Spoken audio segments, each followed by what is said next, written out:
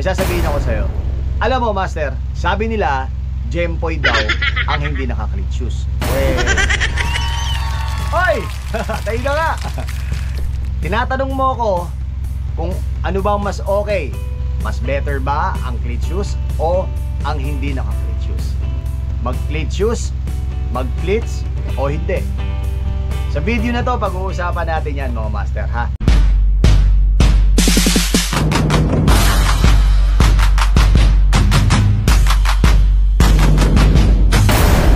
Oy! Ayun na! Marami sa atin ngayon mga kabataan, mga medyo late nasimulan ang pagbibisikleta. Okay?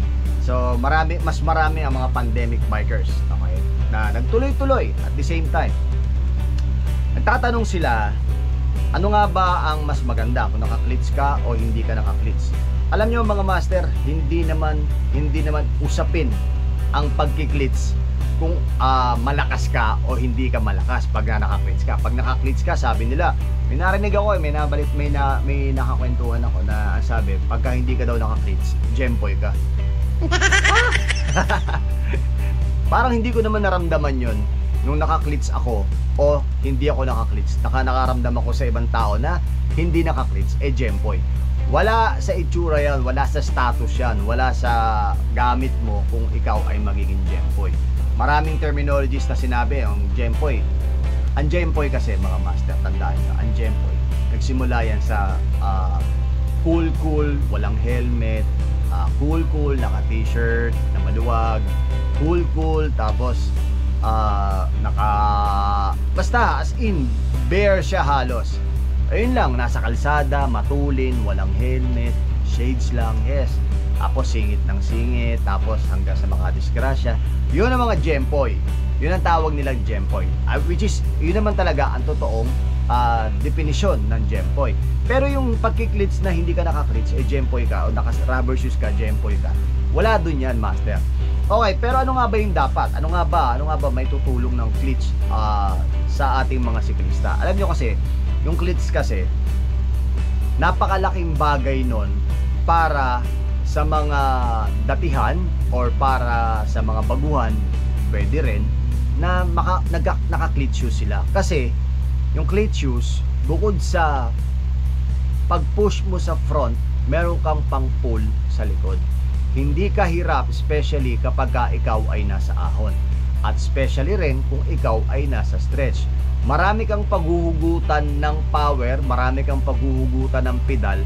At the same time, yung mismong crank mo, kaya mong mabilog kasi hindi lang puro push ang gagawin mo. Kapag hindi kasi tayo naka-cleat shoes, Master, ang tendency, puro lang tayo push. Wala tayong pull. Unlike pagka naka-cleat shoes ka, meron kang pang pull sa likod. Nung umakyat kami ng Baguio, naka-cleat shoes ako noon. Wala akong naramdamang hirap, wala akong naramdamang muscle fatigue na pakiramdam mo, pupuligatin ka. Kasi buong muscle ng legs mo ang gamit mo pag ikaw ay naka-cleat shoes. So yung distribution of power nandoon sa cleat shoes. Unlike pagka ikaw ay naka-sapatos, syempre, puro push lang ang gagawin mo. Syempre, hindi naman naka-clip in yun pagka wala kang panghatak. Hindi mo naman mahatak kasi wala naman naka-clip in dun sa pedals mo. So, advantage naman talaga kung ikaw ay naka-cleat shoes. Sobrang advantage yun pagdating sa patag at sobrang advantage yun pagdating sa ahon. Kung ikaw naman ay talagang hindi mo interes na mag-cleat shoes, gusto mo mag-rubber shoes ka lang, sapatos ka lang dahil chill ride lang, okay lang naman. Yung nagki-cleat shoes kasi mga Master, meron silang ensayo. May ensayo yan para kapag ikaw ay nasa city ride, clip in, clip out.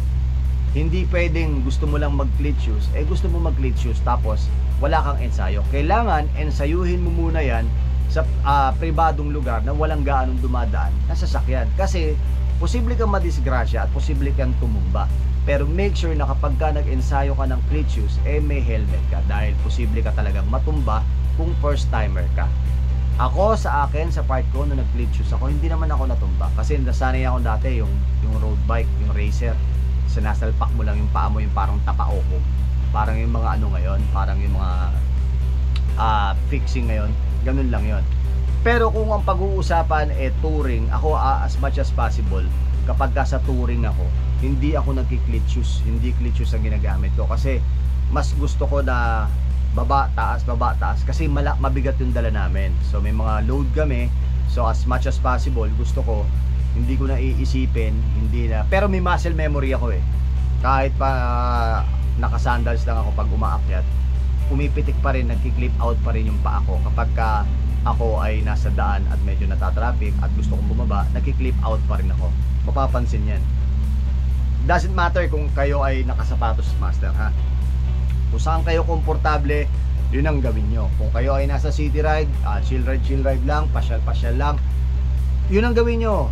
Huwag kayong makinig sa ibang tao. Kung kayo ay nakasapatos lang, kung kayo ay hindi naka-cleat shoes, sabihin sa inyo newbie, sabihin sa inyo baduy, sabihin sa inyo jempoy. Kung yung pakialaman yung status na gusto nila mangyari, kasi karaniwan ngayon nagiging status yung pagiging maganda yung cleat shoes, tapos maganda yung road bike, maganda yung gravel bike, maganda yung MTB. Wala dun yan. Wala dun yan. Huwag nyo silang pakinggan. Pakinggan nyo kung ano yung sinasabi ng utak nyo at saka ng puso nyo na kung saan kayo komportable. Diba? Kasi baka mamaya pilitin yung sarili nyo mag-cleat shoes dahil yun ang uso, dahil yun ang maganda, dahil yun ang sinabi ng kaibigan nyo, hindi na kayo makauwi ng bahay. Baka mamaya yun pa ang maging dahilan para kayo ay madisgrasya. Hindi kasi biro-biro ang cleat shoes, mga master, ha. Merong ensayo yan. Merong ensayong dapat gawin, meron dapat mga precaution na dapat gawin. Pero kung kayo ay mag-cleat shoes, dapat may proper training kayo sa pribadong lugar, sa inyong bahay, sa inyong lugar. Pwede ka mag-clip in, clip out sa bahay kung talagang gusto mong matuto ng pag-clits.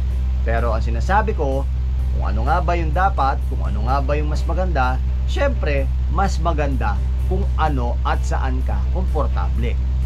Mapa-cleat shoes man, o mapa-rubber shoes, mapa-sandals, ang mahalaga, komportable ka. Hindi mahalaga kung naka-cleat shoes ka or naka-rubber shoes ka na nagra-ride.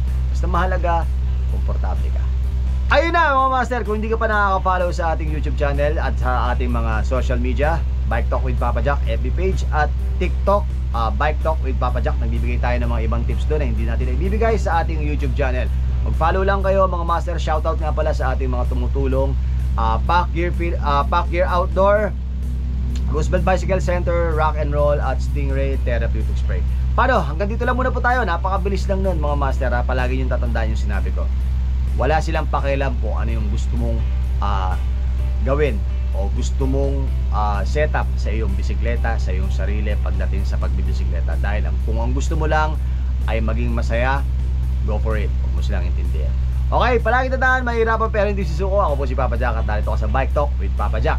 At palaging tandaan, humingi sa Diyos ng gabay para sa ating pagkalakbay. Ciao.